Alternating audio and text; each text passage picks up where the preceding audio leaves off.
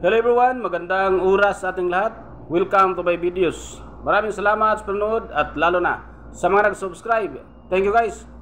At kung bago ka pa lang dito sa aking videos, huwag kalimutan mag-like, comment, share and subscribe para updated ka sa aking mga bagong upload na mga videos na mayroong mga gandang kasaysayan at halaga tungkol sa ating mga barya. Guys, ito yung ating coins ngayon guys.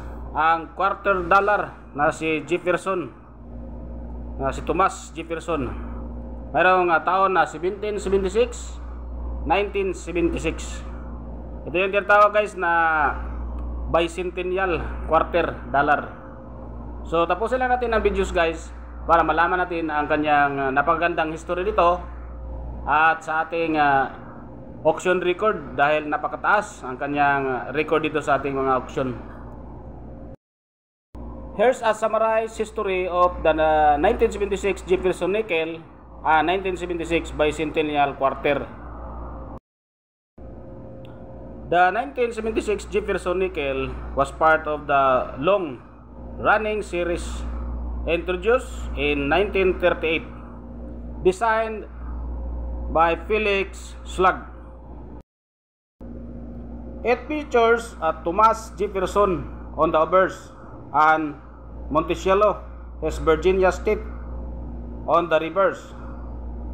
Despite being minted during America's bicentennial celebration, the Jefferson nickel retained its standard design and was struck in the large quantities at the Philadelphia and Denver mints. Its composition is a durable copper-nickel alloy with no special bicentennial designs or limited mintages. This coin is a common and primarily valued for its role in everyday commerce.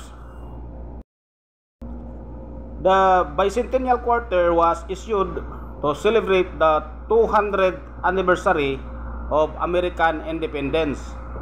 Its unique reverse design, created by Jack L. R.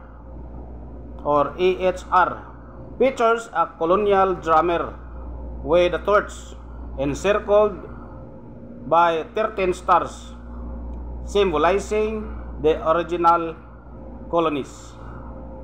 The obverse retains John Flanagan's iconic portrait of George Washington, but replaced the single year with dual dates. 1776, 1976. These coins were struck in two types. One, clad composition widely circulated with moods, collectible values, unless in the high mint state grades. And the second, silver composition, 40% of minted for collectors. These coins are more valuable, especially in pristine condition.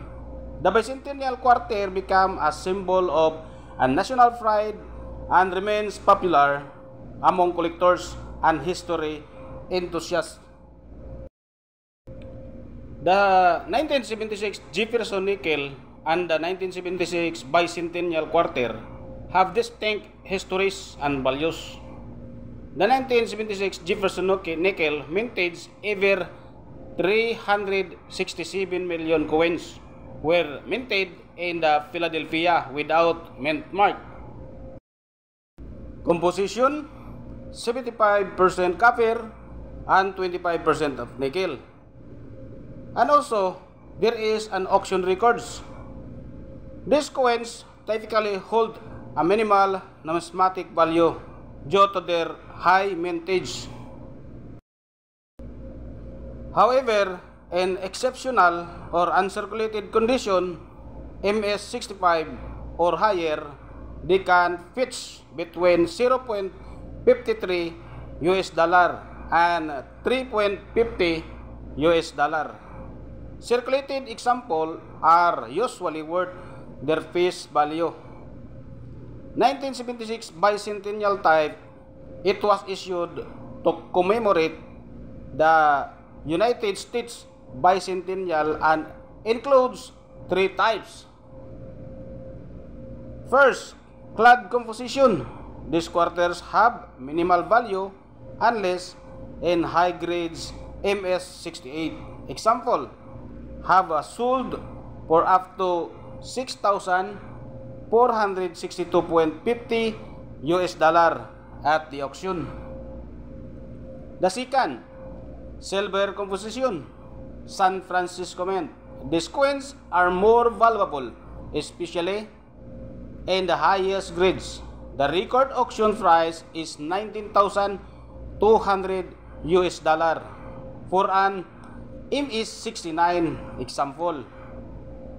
And the third, proof variants. High grades, deep cameo proofs, VR70 or DCAM have reached auction prices of up to 920 US dollar. Thank you for watching everyone, and God bless.